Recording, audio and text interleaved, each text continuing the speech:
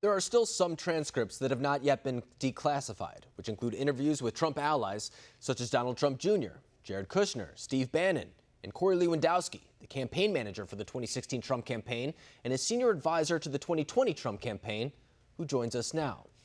So, Corey, you were an active part of the 2016 campaign, as we were just saying. I'm assuming you at least worked with General Michael Flynn as he was in the transition period, or are at least familiar with his case. And we see today that the DOJ is no longer pursuing the case against him. What is your response to that? Well, justice has finally been served. I know General Flynn. He's a good man. He was a three-star general as the head of the Defense Intelligence Agency under Barack Obama, a man who dedicated his life to his country and saw himself being prosecuted by crooked FBI agents. Today is vindication for General Flynn and, I think, for the American people. And this is just another example of that type of vindication that you're talking about, because we could go to Special Counsel Robert Mueller's investigation. He infamously said no collusion right there. That is something that wasted about 2 years of taxpayer-funded investigations into that, not to mention the polarization that it did to this country. And now there's an added emphasis on House Intelligence Chairman Adam Schiff and his investigation. He's not releasing these transcripts that could shed, once again, more evidence of exculpatory evidence when it comes to these allegations. Should Adam Schiff be forced to turn over these transcripts?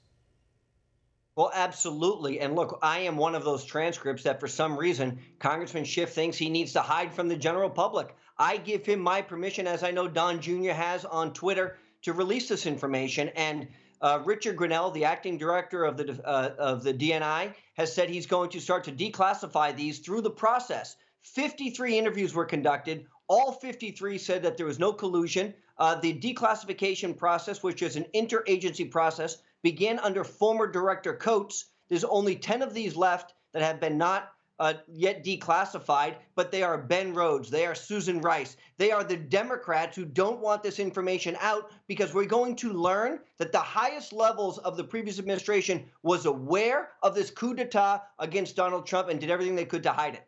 And of course, that's what John Durham is currently looking into right now. So hopefully we should have some more answers about that.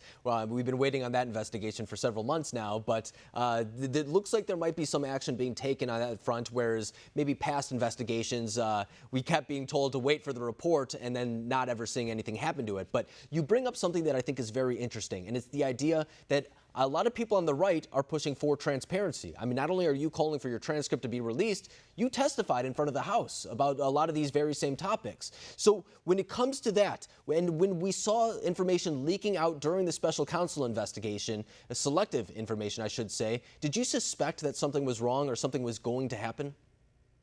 Well, of course. Look, as I testified behind closed doors in the House Intelligence Committee, there was only one member of the committee who continuously left the meeting, and that was little Adam full of Schiff. This guy kept getting up and walking out, giving information to CNN and the other networks, so that when I walked out of the committee hearing, it was a barrage of information where they had information that was supposed to be at the time classified or held behind closed doors. So look, in the issue of full transparency, what are we hiding anymore? Put all the information out. Let the American people read it. We're now beyond this investigation. We know that Donald Trump's campaign, of which I managed in 2016 and I am a part of in 2020, never colluded with anybody to affect the outcome illegally. So we know that's the case. The Democrats still can't get over that fact. Let's let the American people see it for themselves. And I just want to play devil's advocate, or I guess raise a different type of issue when it comes to this. Say, for example, House Chairman Adam Schiff doesn't release all these transcripts, or I believe it could even be released by the White House itself at some point if it went through the proper process. But Adam Schiff has access to, for example, Russia documents, Ukraine documents, even the coronavirus. We know that's eventually going to be something that's litigated before Congress. Do you fear that maybe going into the 2020 election, if these things aren't released in full, that we could see once again maybe selective leaks in order to hurt President Trump going into the election?